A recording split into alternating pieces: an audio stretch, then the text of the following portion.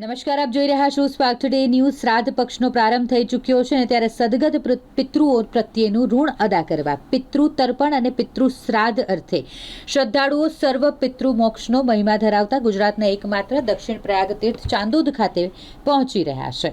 શ્રાદ્ધ પક્ષ, જેને પિતૃ પક્ષ તરીકે ઓળખવામાં આવે છે, ભાદરવા વદ એકમ 8 સપ્ટેમ્બરથી 21 સપ્ટેમ્બર અમાસ સુધીના દિવસો પૂર્વજોની સ્મૃતિને કાયમ રાખી પિતૃ ઋણ અદા કરવાના પર્વ તરીકે મનાવવામાં આવશે। આપણું અસ્તિત્વ જેઓના કારણે છે તેઓ પ્રત્યે પ્રેમાદર વ્યક્ત કરવા માતૃ અને પિતૃ દેવો ભવની સંસ્કૃતિ ધરાવતી ભારતીય પ્રણાલીમાં તેઓના અગણિત ઉપકારની સ્મૃતિને ચિરંજીવ રાખવા આ દિવસોમાં શ્રાદ્ધ કર્મ માટે નદી કિનારો, સંગમ અને તીર્થ સ્થળનું વિશેષ મહાત્મ્ય દર્શાવ્યું હોય।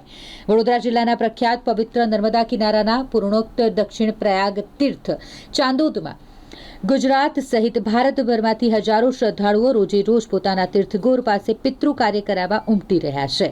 શ્રાદ્ધના મૂળ શબ્દમાં શ્રદ્ધા રહેલી છે, જેથી પિતૃઓની પૂજાને સાક્ષાત વિષ્ણુની પૂજા સાથે સરખાવવામાં આવે છે। પિતૃ શ્રાદ્ધ અને પિતૃ તર્પણમાં જોડાઈ શ્રદ્ધાળુઓ પોતાના સદગત પૂર્વજોની પૂજા કરી ગાય કૂતરાને ખવડાવી, કાગવાસ આપી, પીપળે પાણી ચડાવી, ભોજનમાં વિશેષ રૂપે દૂધ પાક ખીર બનાવડાવી તીર્થના બ્રાહ્મણોને યથાશક્તિ બ્રહ્મ ભોજન અને દક્ષિણા અર્પણ કરી રહ્યા છે।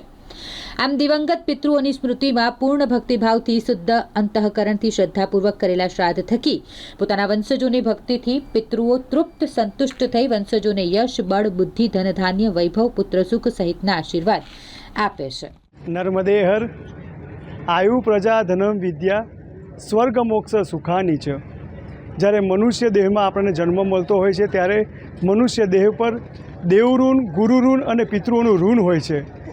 માટે પિતૃઓના ઋણની મુક્તિને માટે આપણા શાસ્ત્રમાં ભાદરવા મહિનાના પૂનમથી લઈને અમાવસ્યા સુધી જેને શ્રાદ્ધ પક્ષ કહેવાય છે, અને આ શ્રાદ્ધ પક્ષમાં સર્વ તીર્થોની અંદર પિતૃકર્મ, પિતૃ શ્રાદ્ધ કર્મ કરવા પડે છે। તો આપણા ગુજરાતના દક્ષિણ પ્રયાગ તીર્થ તરીકે જાણીતા ચાંદોદની અંદર જેને સર્વપિતૃ ભૂમિ કીધેલી હોય છે, તો ચાંદોદમાં તમે સર્વપિતૃ શ્રાદ્ધ કરાવો છો, જેથી આપણા પિતૃઓના આત્માને શાંતિ, સદગતિ અને મુક્તિની પ્રાપ્તિ થાય છે। ચાંદોદમાં જે ત્રિવેણી સંગમ છે, એ ત્રિવેણી સંગમની ભૂમિ પર કહેવાય છે કે સ્ત્રી હોય, પુરુષ હોય, કોઈ પણ વ્યક્તિ હોય, બરાબર, તો સર્વ પિતૃનો અહીંયા ઉદ્ધાર થાય છે।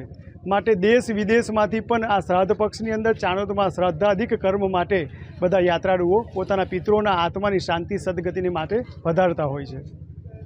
બ્રહ્મભોજનનો શું મહિમા?